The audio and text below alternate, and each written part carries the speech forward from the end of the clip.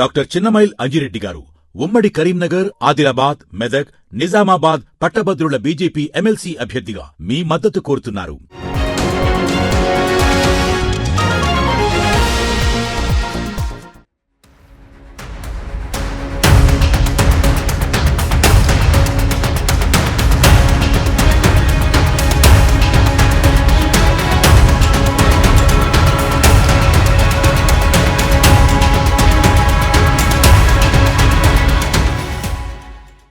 A friend in need is a friend in deed.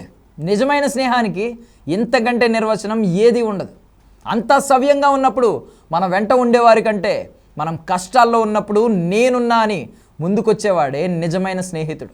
దేశాల మధ్య, దేశాధినేతల మధ్య కూడా అలాంటి స్నేహం ఉంటే అసలు సమస్యలు అనేవే ఉండవు. మన దేశానికి అలాంటి నమ్మకమైన మిత్రదేశం రష్యా. తాజాగా మరోసారి రష్యా దాన్ని రుజువు చేసింది. పొరుగు దేశాల నుంచి రక్షణ సవాళ్లు ఎదురవుతున్న సమయంలో భారత్ రక్షణకు మరో బ్రహ్మాస్త్రాన్ని అందించేందుకు సిద్ధమైంది. భారత్ పోరాటం తన మిత్రదేశం చైనాపైనే అని తెలిసినా కూడా అతిపెద్ద రక్షణ వ్యవస్థను మనకు ఆఫర్ చేసింది. ఇందుకు పొరుగు దేశాల నుంచి పెను సవాళ్లు ఎదురవుతున్న వేళ భారత్కు పుతునిస్తున్న అభయహస్తం ఏంటి? రష్యాతో భారత్ ఇప్పుడే ఈ ఒప్పందం ఎందుకు చేసుకుంది? అదే ఇవాళ టాప్ స్టోరీలో చూద్దాం.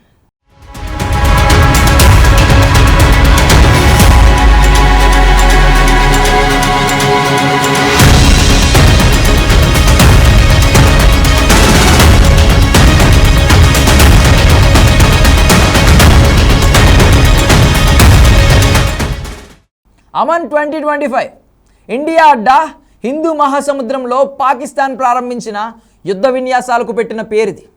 ఫిబ్రవరి 7వ తేదీ నుంచి 12వ తేదీ వరకు జరిగే ఈ విన్యాసాల్లో మొత్తం 32 దేశాలు పాల్గొంటున్నాయి. వీటిలో అమెరికా, జపాన్, ఇటలీ, మలేషియా తదితర దేశాలు ఉన్నాయి. తాజాగా ఈ యుద్ధ విన్యాసాల్లో చైనా కూడా భాగమైంది. హిందూ మహాసముద్రంలో చైనా బలోపేతం అవుతున్న వేళ ఈ పరిణామాలు మరింత ఆందోళనకరంగా మారాయి.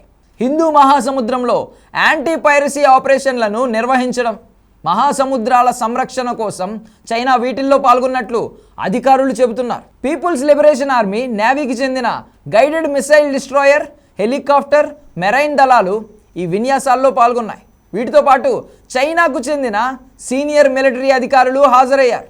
ఇక్కడే భారత్ రక్షణ వర్గాల్లో ఆందోళనలు మొదలయ్యాయి. ఇటీవలే పరిశోధనల పేరిట చైనాకు చెందిన 2 భారీ నౌకలు అరేబియా సముద్రంలోకి ప్రవేశించాయి. వీటిని లాన్హై 101, 201గా గుర్తించారు.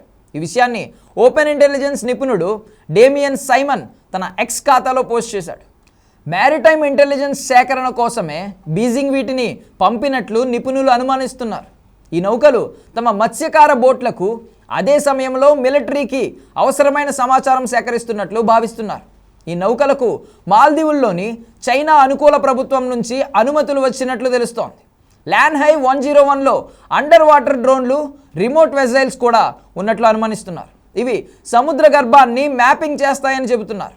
ఇది భారత్కు మరింత ఆందోళనకరం.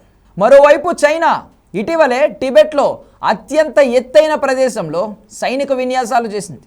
కఠిన భౌగోళిక పరిస్థితుల్లో యుద్ధ సన్నద్ధత, లాజిస్టిక్స్ సరఫరాపై కేంద్రీకరిస్తూ PLA సైనిక విన్యాసాలను నిర్వహించింది. అది కూడా జనవరి 15న ఇండియన్ ఆర్మీ డేకి ముందే ఈ విన్యాసాలు చేయడాన్ని రక్షణ నిపుణులు వ్యూహాత్మక చర్యగా విశ్లేషించారు. ఈ విన్యాసాలను షింజియాంగ్ మిలిటరీ కమాండ్కు చెందిన రెజిమెంట్ నిర్వహించింది. ఇందులో అత్యాధునిక సైనిక టెక్నాలజీ, ఆల్ టెరైన్ వెహికల్స్, డ్రోన్లు, అన్మాన్డ్ సిస్టమ్స్, ఎక్సోస్కెలిటన్స్ వంటివి ఉపయోగించారు. యుద్ధ సమయంలో అత్యంత ఎత్తైన ప్రాంతాల్లో దళాలకు పరికరాలు, ఆహారం వేగంగా సరఫరా చేయడం వీటిలో ప్రధాన భాగం. ఇవన్నీ గమనిస్తే చైనా యుద్ధ విన్యాసాల వెనుక భారీ యుద్ధ సన్నాహాలున్నాయన్న ఆశ్చర్యపోవాల్సిన అవసరం లేదు. అదే నిజమైతే భారత రక్షణకు మాటేంటి? ఆ బాధ్యత తనదే అంటున్నారు Putin. Club-yes missile system. Bharat Russia మధ్య జరిగిన బిగ్ డీల్ ఇదే. ఈ మిసైళ్లని ప్రత్యేకించి సబ్మెరైన్ల కోసం రూపొందించారు. $20 కోట్ల విలువైన 20 క్షిపణి వ్యవస్థల్ని రష్యా మన దేశ రక్షణ కోసం ఇవ్వబోతోంది. ఇవి ప్రపంచంలోనే అత్యాధునిక యాంటీ క్రూయిజ్ క్షిపణులు. ఒక్కో క్లబ్-ఎస్ క్షిపణి వ్యవస్థకి 400 కిలోల మందుగుండును మోసుకెళ్లే సామర్థ్యం ఉంటుంది.